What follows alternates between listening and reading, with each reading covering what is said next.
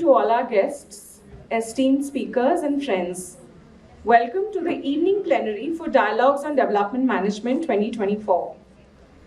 The day has seen more than 21 sessions, 80 speakers, paper presentations, and engagement with a plethora of ideas and takeaways for all participants. The evening plenary is Philanthropy as a Force for Social Change, and it is my greatest pleasure to introduce speakers for this plenary. We have with us Ms. Rekha Koita.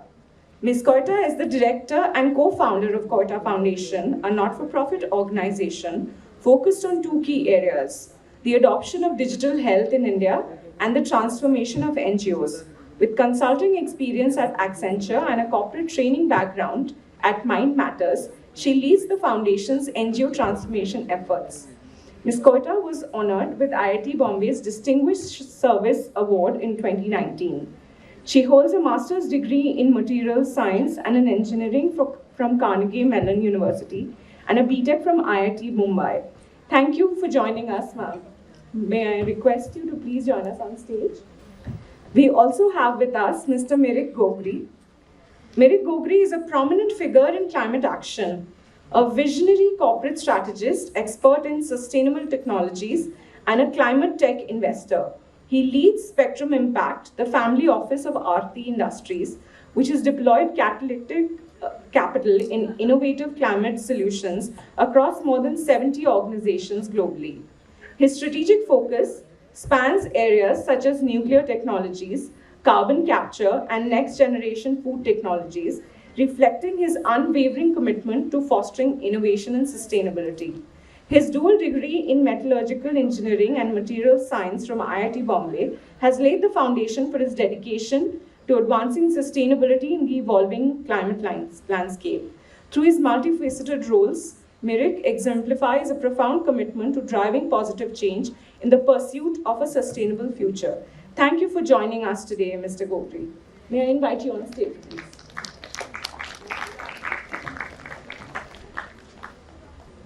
And we are honored that Mr. Amit Chandra is moderating and anchoring this discussion this evening. Amit Chandra is co-founder of the A.T.E Chandra Foundation with his wife Archana. ATCF works closely with non-profits and governments to design and scale solutions that impact the most marginalized populations. Mr. Chandra is a chairperson and founder of Bain Capital's India office.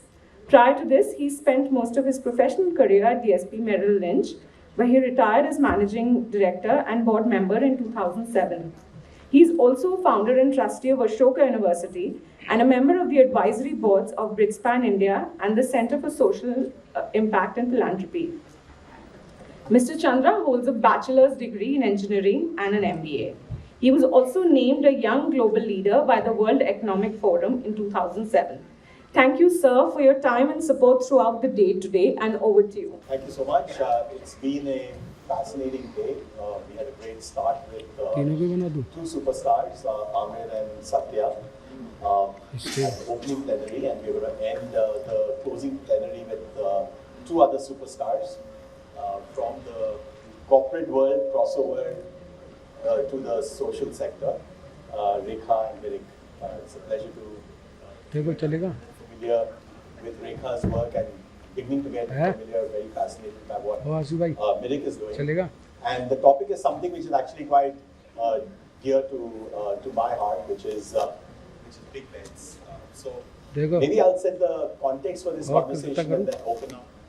So often the point arises that, look, every rupee counts, every project counts. Why should we really be thinking about big bets and what are really these big bets? So maybe I'm going to just start a little bit with some framing, out here.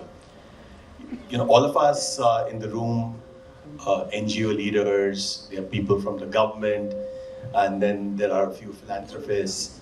All of us do something that really matters. But every once in a while, you come across a project which actually tries to do something audacious. It tries to, go to the heart of a big, sticky, wicked problem and tries to eliminate it. And to do that, you require what's called, a big bet. And to bring this alive, I'll probably talk about, two relatively famous examples from overseas. Choose one from the distant past and one from not so distant past. One that we are all aware of is the Gates Foundation big bet that they've laid out to eliminate certain diseases, literally tens of billions of dollars, very, very big and bold. The one that we've seen most successful is obviously polio. The other one that we have seen that has impacted all our lives has been the work that they did in malaria and the COVID vaccines. Now, all of this required, Bill Gates having this aspirational vision to really make a big dent on what were big, huge problems facing the human race outside his own backyard. And then really thinking about the components of the problem, getting together different components of society, different stakeholders, NGOs, governments, last mile workers, and then really over a period of multiple decades, being able to make a serious dent, and in case of polio nearly eradicated, and in case of COVID really come up with a vaccine that made a big dent. The other example that probably predates most of our times was the work that the Rockefeller Foundation did going back in the 40s and 50s, where equivalent of today's dollars, they spent hundreds of millions of dollars to seed a bunch of academic institutions and labs to really think about the next generation of seeds and techniques to really address famine, which again was happening in Asia and Africa. And that really led to saving literally hundreds of millions of lives, India being one of the biggest beneficiaries of it because the Green Revolution was born here. Not perfect, but made a pretty big dent. And again, big, bold, aspirational moves that again required getting multiple stakeholders to get together to solve what was a pretty big, huge problem for the human race. Now, if we bring this to home, we are at a point of time in India where life is really interesting and exciting. More wealth is getting created here than most other places on the planet, and yet there are more people here who still have challenges virtually across every sector that we work in, be it climate change, gender, education, health. And so the question really is, what is it that we can do to maybe replicate some of these big bets that philanthropists made over the last 50 years in the West, over the next maybe 10 years here? Will that really happen? Will it not happen? If it does, what will it really take? And with that framing, I'm going to now go over to our two exceptional panelists and ask each one of them. So I'm going to start, Rekha, with you. Maybe if you can get one more mic, it might make it easier, because I don't know if her caller mic is working as well, so the organizers can help me. So Rekha, in both the examples that I gave, one of the things that we saw was to get to the big bet, it really required making a big, audacious statement that I will try to eliminate a problem. It required making a big, huge financial commitment. It required someone deciding to, hold many elements of the program together, or the problem together, to try to solve it. Through the lens of the journey you are on, do you think Indian philanthropists, do you think Indian NGOs are ready? Where are we on the journey of making a big bet? Are you optimistic? Thank you, Amit. I'll just give a snapshot of some of the work which we're doing towards in healthcare, and use that as a context for answering your question.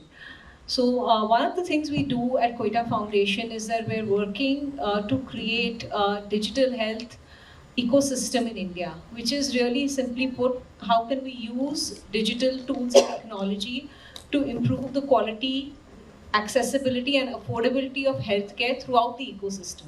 Now, in healthcare, when we talk about ecosystem, right, there are many players. So we have doctors, we have labs, we have pharmacies, we have hospitals, other healthcare providers, and Of course, you have the patient at the center.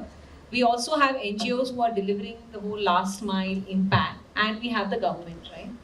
So these initiatives actually have to tie everybody together, and everybody has to be a part of it in order for this kind of big bet or this audacious goal to be accomplished, right? So what are we doing? One of the things is really to develop. We need tools and technologies, but again, they have to be contextual. They have to be India specific. So we need to drive innovation to develop India specific tools, for which we have set up two centers. We partnered with large academic institutions, IIT Bombay and Ashoka, to set up centers there which are running academic programs and which also foster collaborative research, right? So research between the institutes and other healthcare companies, practitioners, etc.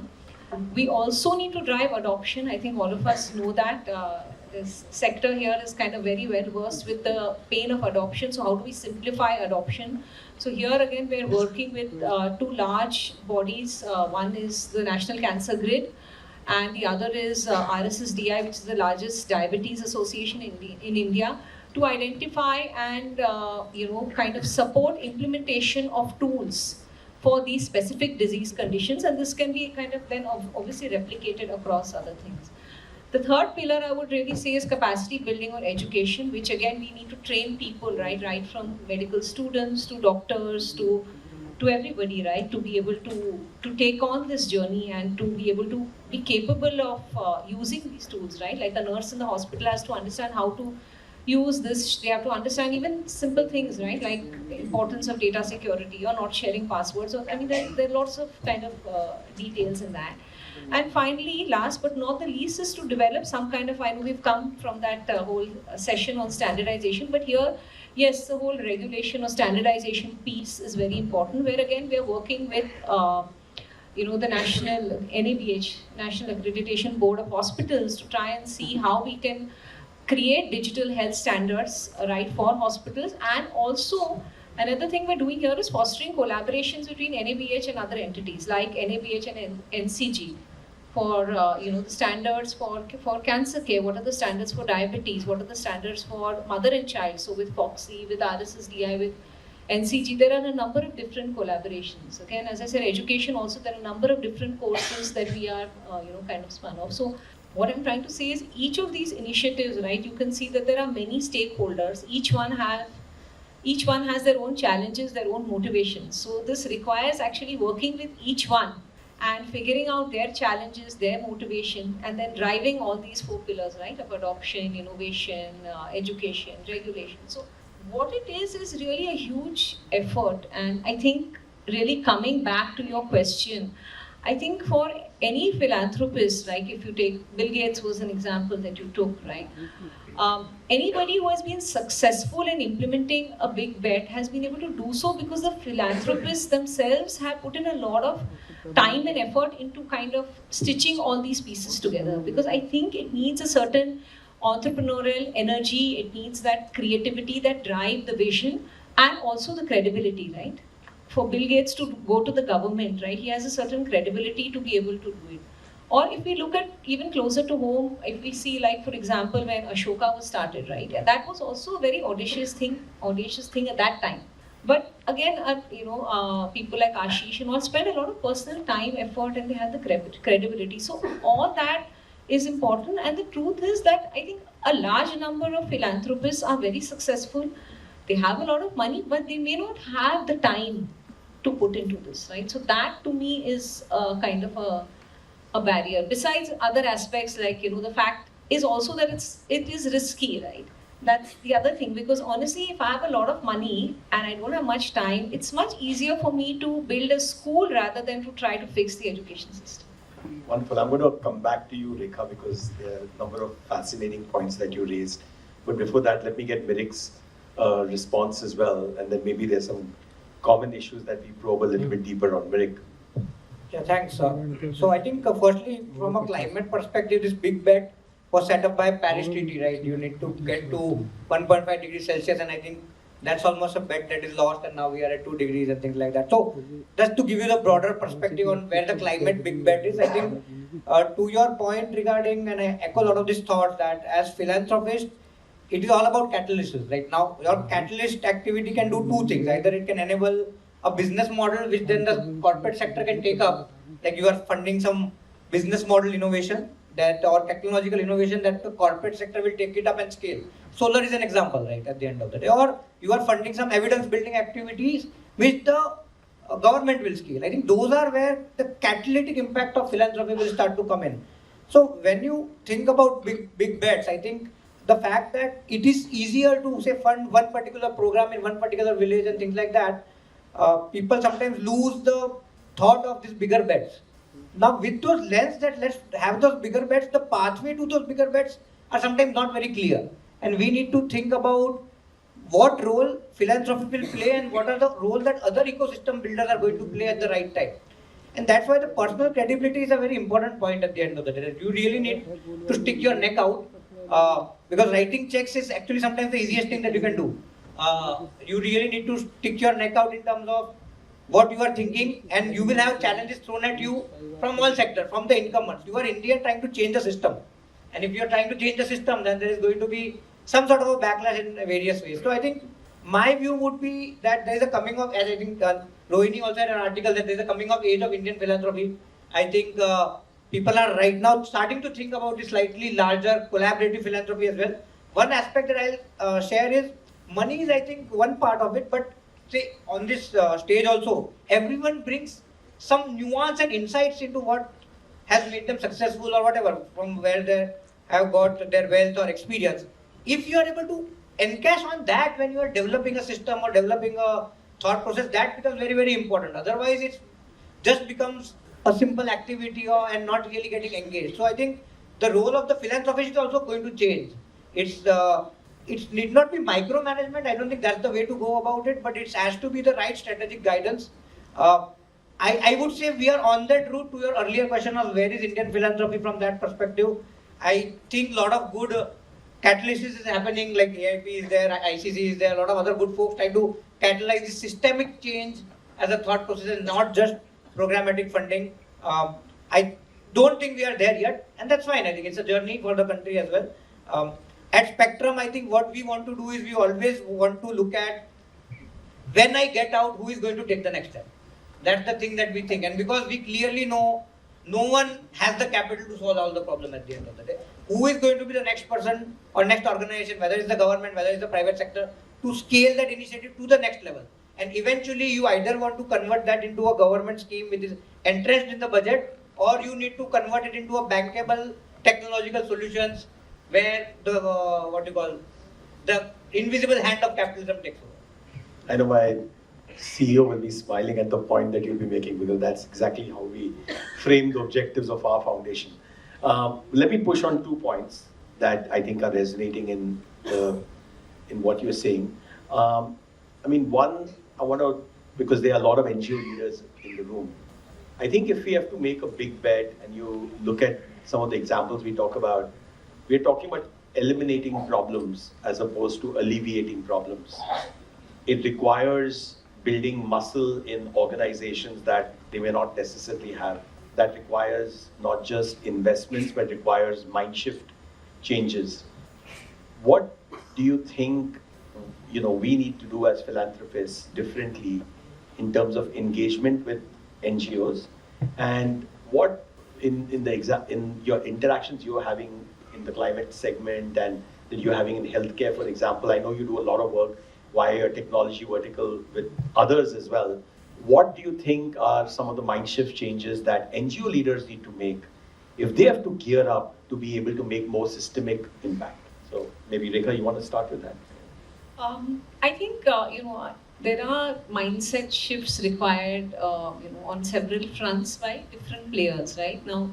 I think if we are looking at solving a problem, right, and or eliminating an issue, right, then we need to kind of work together. I think that is the first thing, right, that we need to have more collaboration across the sector, right, where people can get together and work together, come up with a common solution which is contextualized. There will be contextualization, but at least given that contextualization, can we kind of work together and solve it, right? Because many people's skills are also complementary. So that is, I think, right now a big gap.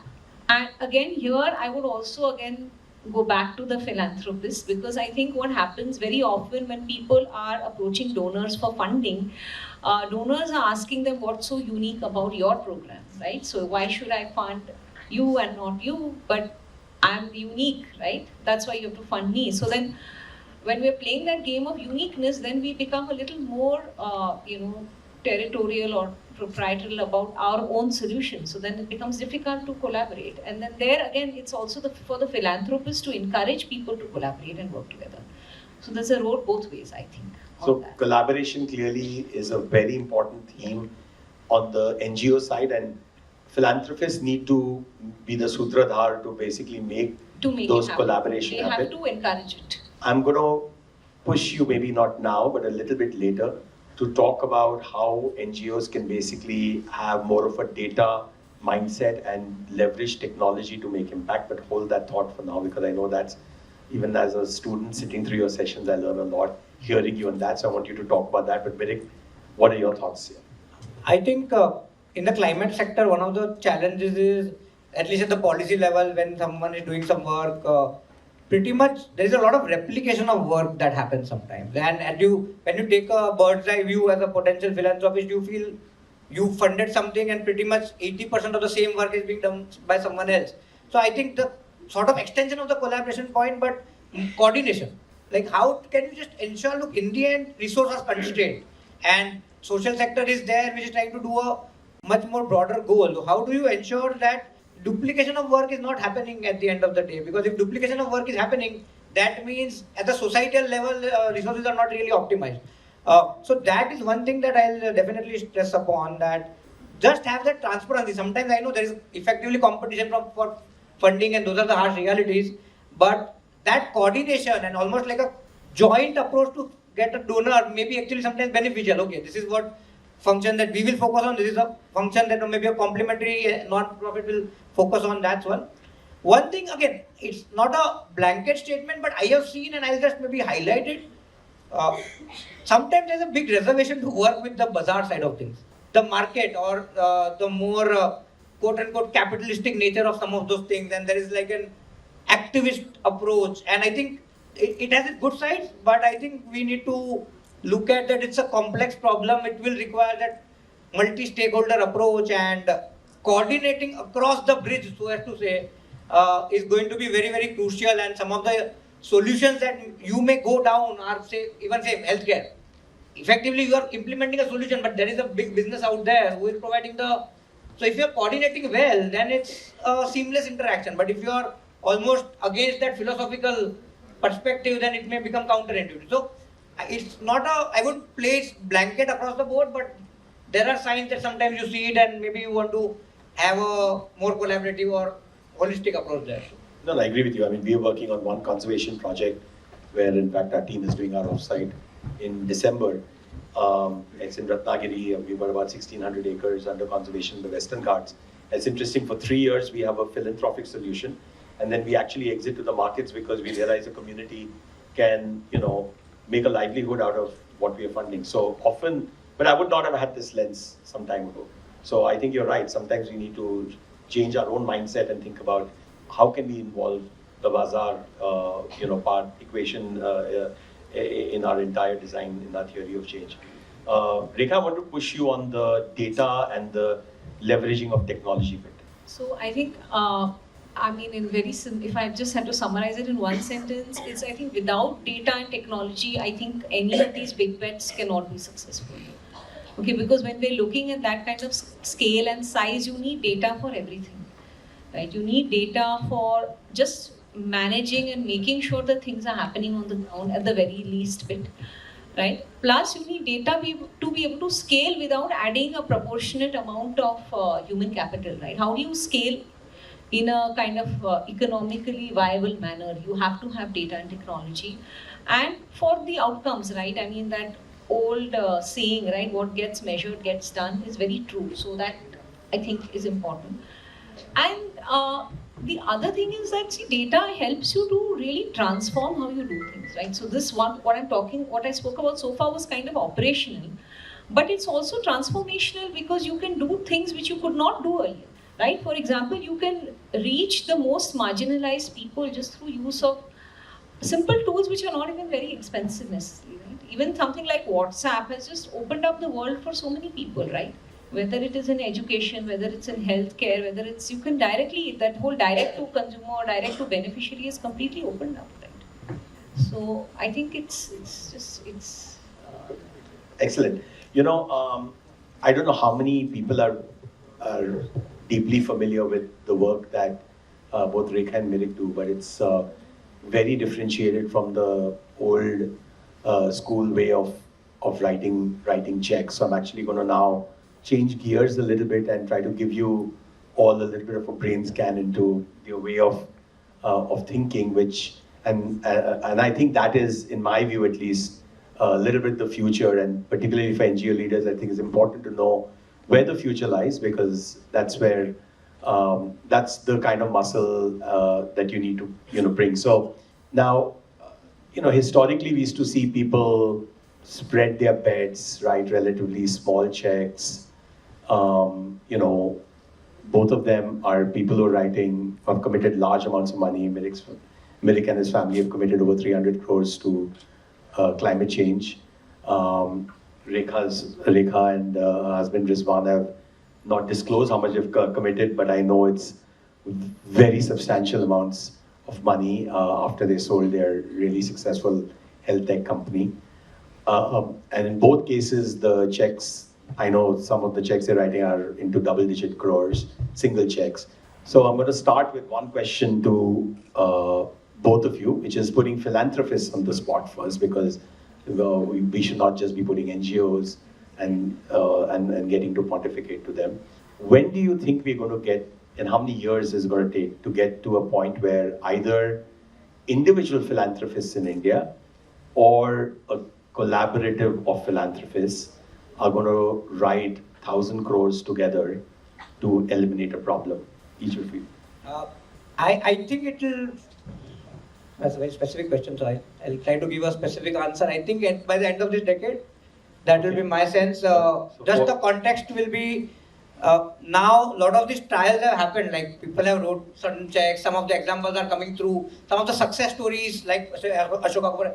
Now people have realized that success. I think it will take the next couple of years to figure out what's the right big story to sort of catalyze around, and hopefully then that catalyst will start good. I am thinking on a couple of ideas, but I'm sure everyone else is also, that maybe they need to amalgamate, and rather than having a sporadic independent approach, someone is to say, let's do it together, nucleate it across one sector, or different sectors will have a different timeline, but I think end of the decade. Okay, 1,000 crores, 5 years. Rekha? I think, we are definitely moving in that direction, okay, where you can see more and more people putting in, who want to do more kind of mindful and thoughtful kind of philanthropy, who want to put in effort. And often there are many people who are starting small and then slowly, kind of finding their way through, which is I think perfectly fine. I don't know, I think 5 years to me I'm going to put you short. on the spot on this. Give me an answer, and we're going to circle when that check happens. In 2030 at DoDM will sit back and... Yeah. I don't think 2030. And Rekha, I asked you this question because one of India's 10 richest men actually asked me that, he asked me whether this will actually happen. He thinks it'll happen, and it'll happen really soon. I think I would still give it not 5 years, maybe 10. 10 years? I'd say 3 years. Wow. Okay. Let me ask you the second question, which is, you all work in different areas, and I know, some of these verticals are challenging, and horizontal certainly is more challenging sometimes than vertical. We work in both a vertical and a horizontal, little bit like you, Rekha. You've got healthcare, and then you've got technology, and Mirik, and climate change. Give the audience a sense of how do you kind of make sure you're true north in terms of, visibility to success, because sometimes change can take time. And how do you keep yourself motivated? How do you keep the team honest? How do you make sure your capital is heading in the right direction? By capital, I just don't mean money, but just human effort as well. So both of you, would love to hear. So I think, look, in our journey, one approach that we have taken is we do not want to go down the path of analysis paralysis, that you are just analyzing the problem too much. And so we are like sort of fail fast approach in a way, like you do something, you will learn from it, take it to the next level. That's one. One guideline that we use, at least, is a very interesting guideline by Project Drawdown. It's a sort of solution landscape for climate change. And the director told me, look, map out the emissions. There's 51 billion tons of emissions in the world, and try to map your portfolio according to where the emissions are, because you don't want to have a disproportionate portfolio into solutions around electric two-wheelers, and then no one cares about the food systems, right? And if you look at where the money is going, that's where it is sort of going. So some of these are North Stars, these are sort of guide rails. The broader question that we ask is this the problem worth solving, and is this the right team solving the problem? And I would actually say that philanthropy or impact investment is actually a very, you can take very high risk at the end of the day, very, very high risk. And my perspective at least is, you should not, the chance of potential impact is much, much more important than assured impact. That will be the lens that we use, that okay, if this is successful, then we do X, Y, Z, but 90% of the time it will fail. It's almost like a venture philanthropy thought process that we try to think of, because assured some impact means actually you are not taking risk. And because you have the capital, which quote unquote you can let go of without an fiduciary responsibility in some sense, at least direct philanthropists can. I think foundations are a different story. I think I would say potential impact is a matrix that we look at much more than assured impact. I love that answer. You know, when I moved from being a banker to an investor, one of my mentors, ours is a mentorship business, apprenticeship business. He told me, he said, don't get into analysis paralysis. One thing you must remember is that if you see something which is where you truly believe it's going to be a multi-bagger, the worst thing that will happen is your one will become zero. But if your one becomes 5, 6, or 7, just go for it. And maybe I'll just add one of the other things, as you know, we do debt, equity, grant, and all the combination, is success for us won't be that our organization or our company that we invested in or deployed grant with, that does well. Success will be if the whole industry follows them, because although in some ways it may create more competition, but that's fine. If your industry is staying in the same region and you are creating a niche solution, or the organization is doing some niche advocacy and that's really not taking shape, it won't be successful. So success has to be not what you are actually directly involved in, is if the system is changing. That's. I'm going to come back to this impact investing point, but Rekha, your response. And before Rekha responds, can someone keep me honest on time? How much more time do we have? 50 minutes. Thank you so much for that. Yeah. So I think one is a +1 to everything you said, Mirik.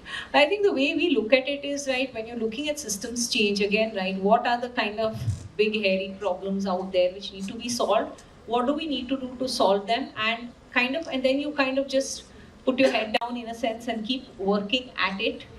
And whatever you think can work, you kind of also, there is an amount of kind of replication, right? So for example, if we feel that there is something, say when I'm looking at healthcare, right? If there is something which is required, and if we're doing it, say for one disease condition, like you're doing it for one of the NCDs, like a cancer, then can we do it for diabetes? Maybe in future we take up cardiology, I don't know, So how do you kind of, keep that one North Star and just kind of keep consistently working towards it, not getting kind of bogged down by the day-to-day challenges and the ups and downs which are going to be there, right? You have to constantly keep your vision on the larger goal. And the other thing is also, our perspective is also of that, if we can create these centers of excellence, right, then we want to kind of have it like a multiplier effect, right, where hopefully other people then take that up and then create more of those. Excellent. Great. Mirik, one of the things I've been learning from Rekha is a little bit about technology and data and stuff.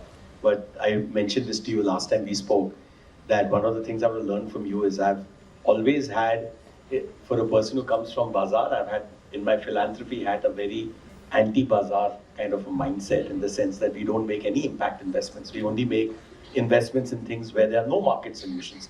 And so when I started understanding about the work you do, the first time I met you at an ICC event, I realized that you're unique in the sense that you've actually, made a scale bet in a range of organizations, from philanthropy to purely commercial organizations. Help us understand the thinking behind that, and help us understand what the experience has been between coming up with, success in philanthropy versus organizations that are for profit.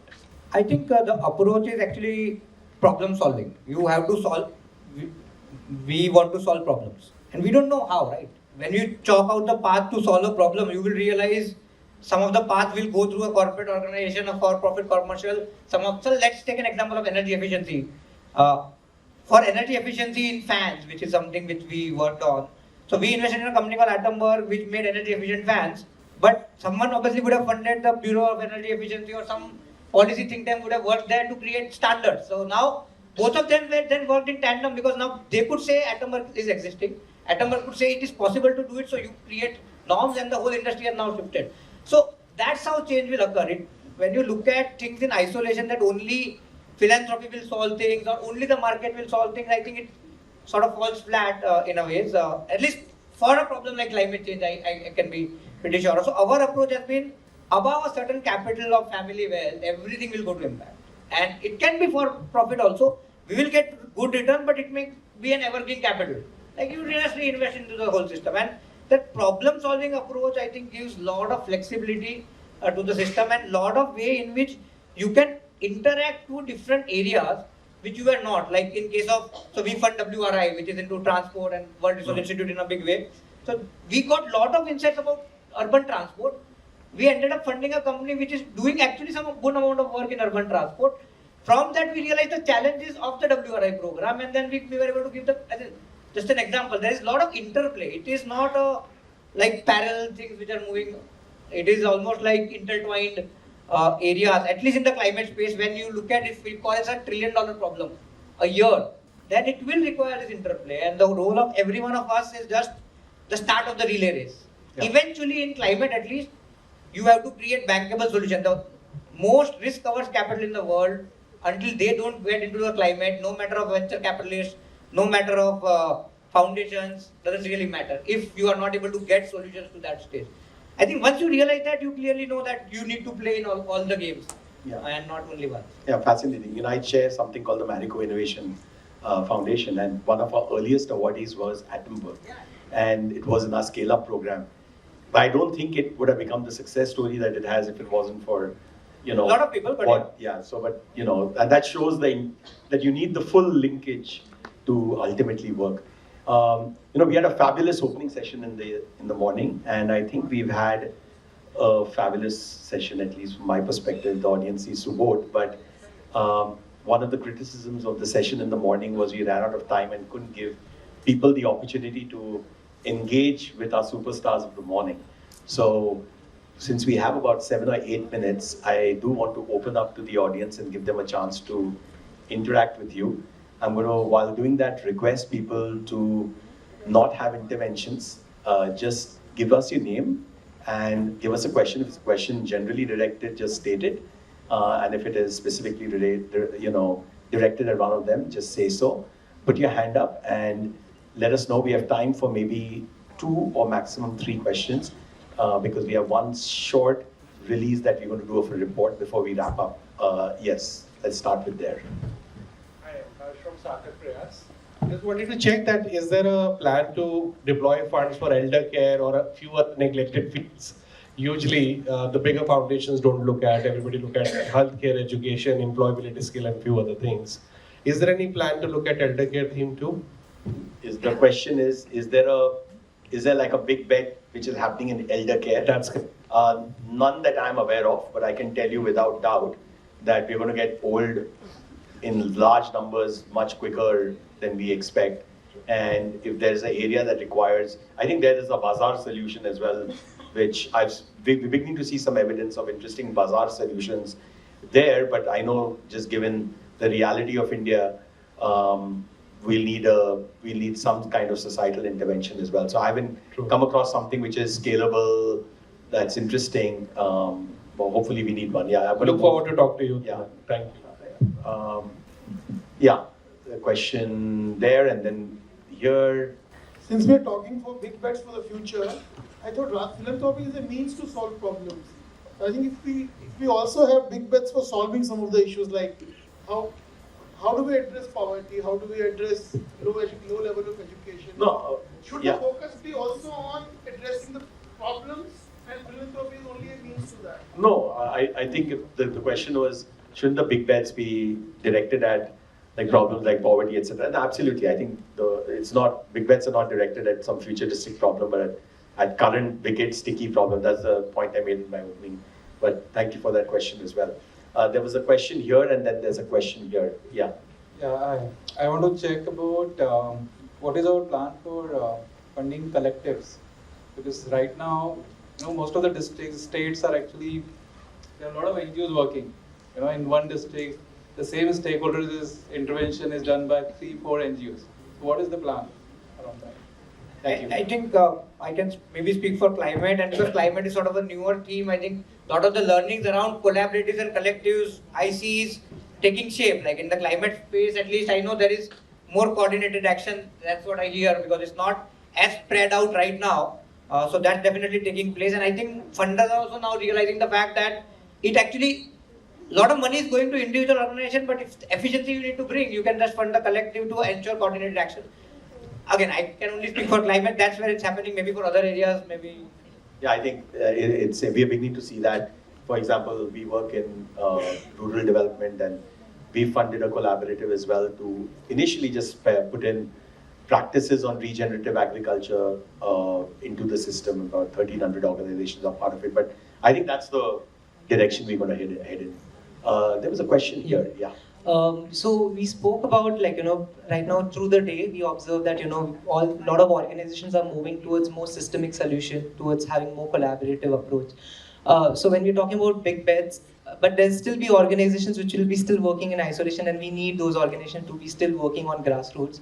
So when we're talking of big bets for the future, are we looking at only systemic solution organizations, or are funders also going to be interested to invest in big bets in smaller organizations as well? I think the smaller organizations are all part of the big bet. See, a big bet, when you're talking about systemic change, the systemic change involves everybody, right? It involves the government, right? They have the role to play, because we need government, otherwise we cannot scale. And the grassroots level organizations are very important, right? Because they are important in two ways. They are important to actually implement solutions and reach the kind of, the most marginalized. They're also important because very often NGOs are creating solutions or helping to co-create solutions, creating almost a proof of concept which is then taken to the government. So the NGOs who are working on the ground play a very important role. They are not something separate from this. Yeah, I think just big bet doesn't mean big organizations. Yeah. That's like the simple thing. It means that conceptually it is powerful, and it will have the relevant stakeholders which will be there. And I think the definition of a good big bet solution is getting the stakeholders right to solve for the big bet, which will include all the relevant sort of big, small organizations. Exactly. Every seller on Amazon is not a multi-billion-dollar company. There was one question. How much time do we have? 5 minutes. So we'll take last maybe one, maximum 2 questions, please. So as we think of big bets, can you highlight a couple of big mindset shifts that philanthropy or the funded ecosystem needs, or civil society needs, to actually make some of those things that we're discussing today a reality a few years from now? So I think in terms of mindset changes, right? One is, as we spoke, right, there needs to definitely be a more collaborative mindset which has to come. And collaborative and cooperative, right? So we have to kind of work together hand in hand with the solution as the end goal. I think that is a mindset shift which is required, because right now there is a lot of people working in silos and there is a lot of redundancy in what is done. And I see that even in the technology kind of piece of work which I'm doing, because everybody is developing a very similar technology to solve the same problem. So that should not happen. I think there needs to be more pooling together. And similarly for you. So I think one of the things with philanthropists is they tend to have a big ego. And it's a trend sometimes. Because in the end, other than 3 of us, yes. This is the perfect no ego here. No, but I think, look, that and what are the reasons for that, that's a different discussion. But I think the mindset shift needs to happen there, that look, you are trying to solve problems. And solve problems means there are people out there who actually know solutions better than you do. Sometimes because you feel that you have the power of money or giving up capital, and like what I would say is you don't know the solution better than the people on the ground at the end of the day. That mindset shift is quite important. You can still provide the broader context, but I wanted to put it out there, but at least one of the mindsets. But I think at the same time, I think even with some of the civil society organizations, I think they should also be open to learning, because it goes both ways, right? Sometimes an outside perspective can give you a fresh perspective, which may work. Also be open to learning from each other, right? If somebody else is doing something which is working on the ground, you should be open to learning. And I do feel that I don't see that kind of openness. I think that's a good high. One question, maybe please. one more. One last question. Last question. Yeah. One question, please, from Jessica, I have a very specific question for the three of you because you're seasoned funders. What do you like to hear in a pitch of a big bet? What are the few things that would interest you? Not specifically for but just a general idea of what do you think a philanthropist interested in to know about? What are the top 3 things they would like to know if a big bet is being pitched to them? It's interesting. We actually have this in our documents. And if you go back, we made actually, we made some relatively big bets by Indian standards over the last 10, 15 years. Ashoka is actually the biggest bet we made, and then there are a few other institutions. And I think for us, it begins with a really deeply aspirational statement. We are going to build what's going to become the best liberal arts institute out of Asia, which is going to have world-class research capability that's going to serve the nation, for example.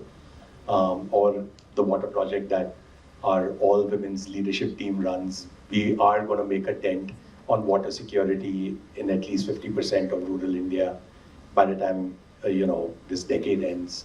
So it has to begin with a deeply aspirational statement. The leaders that we back must, in our view, have the capability to deliver against that aspiration, whether it be the combination of track record, future skills, commitment. A lot of it, if those two things, broadly gel, things start falling in place. The collaborative part is very important to us. It's really interesting because if you read through the way we document our bets, well, the next thing is collaboration. The fourth is open source, because we believe no problem can be solved unless it's, you put the knowledge out and you leverage data, you leverage technology, you advocate what the learnings are, and you share them widely. So, sorry, it's a little bit of a checklist and a laundry list, but it begins, I would say, with an aspirational statement anchored around an aspirational leader. So, one question. My apologies. I'm going to actually have to call it quits because we do have a hard stop. I didn't want to have the last word because both these panelists have provided fabulous insights.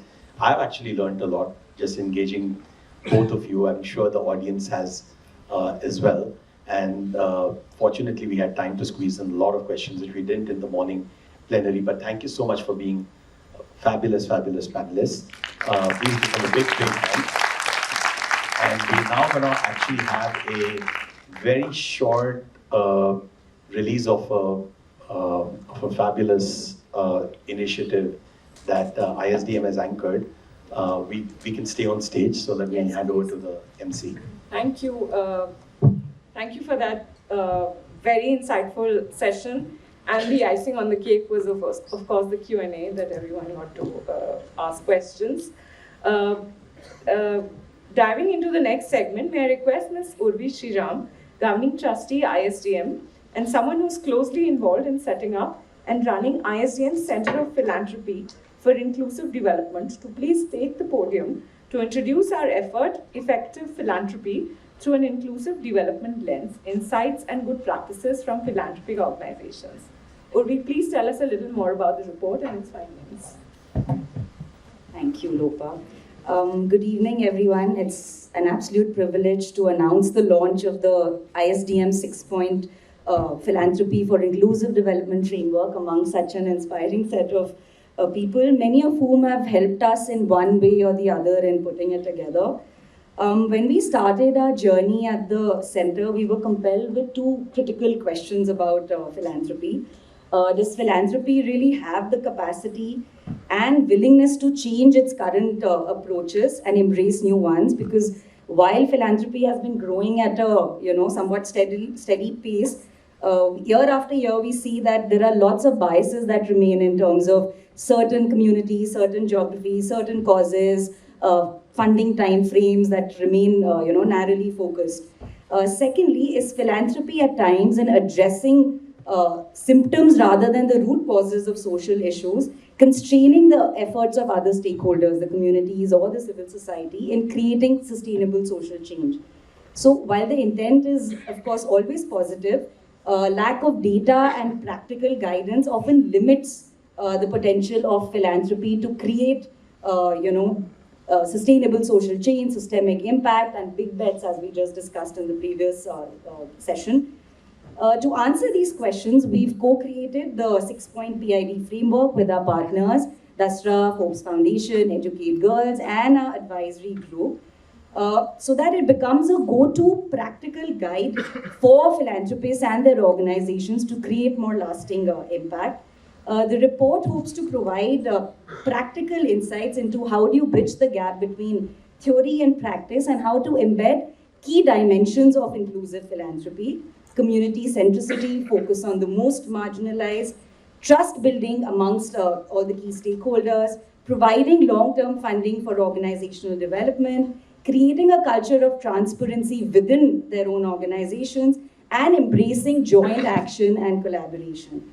We are really working towards making this a national level framework so that it's adopted by a wide set of philanthropists and organizations across the nation, so that gradually we start seeing more and more focus on the underserved causes, regions and communities. We start seeing social purpose organizations getting more funds for organizational development, reduced compliance burdens, more risk-taking, and hopefully unlocking the thousands of crores that we spoke about in 3 to 5 years. We also hope that this initiative really becomes a platform that unites all existing efforts that are happening in the ecosystem. So please do download the report that will be available on the app and join us in this movement for inclusive philanthropy, for inclusive development. I'll now request Mr. Amit Chandra, who's been one of our strongest supporters, to officially launch the report and please say a few words. Over to you, Amit.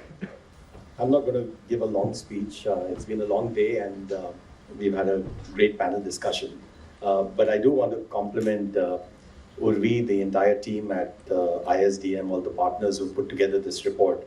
I had the privilege of going through it both in draft form and then the final form over the last few weeks. And, it's really interesting because I get criticized for being a little bit of a data geek. But what's really interesting in here is a few things. The arguments that Urvi and the team make are backed with compelling data, combined with insights which come from very senior practitioners, and then finally, are put together in very simple toolkit that people can use. And therefore it becomes something that provokes your mind and makes you think about, okay, what should I really do about this? When I read it, it made me start thinking about, okay, what do we want to do about this at our foundation? And I think any report is useful if at the end of the day when you read it, it provokes some thought, some action, and I hope therefore that this will become a piece that both philanthropists as well as NGO leaders will look at and say, okay, I can go through this in 45 minutes and it's compelling enough, and here are maybe 2 or 3 things I need to do differently. So it's a great piece of work. I encourage everyone, as we said, to download it and then think about what each one of us can do differently in the work that we do. Thank you so much for involving us a little bit in this exercise, and congratulations.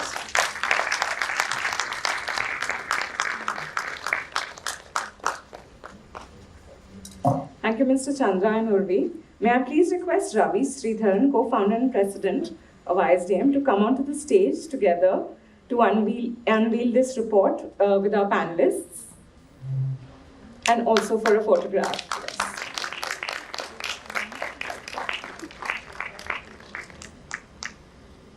Thank you. Ravi, may I request you also to felicitate our plenary speakers with a token of our appreciation.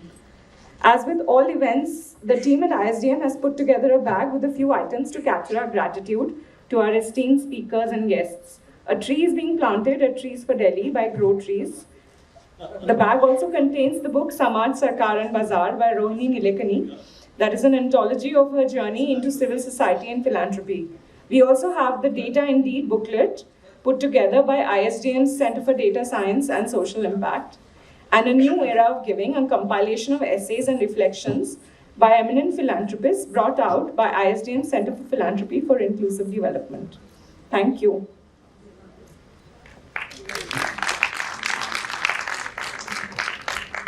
Thank you. And with that, we come to an end of ISDM 2024, DoDM 2024. Sorry. I'm allowed a few mistakes. Thank you so much. Deep gratitude to the team at ISDM for all of the effort, for all our speakers, distinguished guests, masterclass facilitators, and most especially our volunteers who really made this day possible. Thank you so much, and see you next year at DoDM 2025. Thank you.